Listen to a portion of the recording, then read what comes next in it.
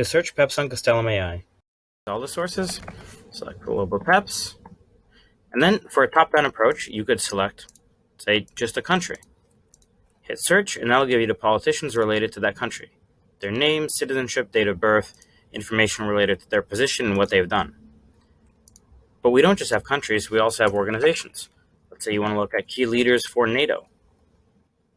Select the list, hit search. Here you have Anders Fogh Rasmussen, NATO Secretary General, past positions, his connections, and the description of their ties to him.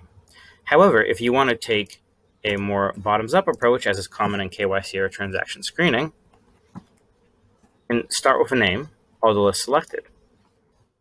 Shows us here we have a name, it's connected to Lyudmila Putin and Vladimir Putin, and then the spouse is this person here. If we click on the spouse, open up a new window for us. I can see here that Maria Vorontsova is the daughter of Vladimir Putin and Lyudmila Putin. Yura Fasin, who we initially searched as her spouse, she has a sister, her date of birth, and additional information on her.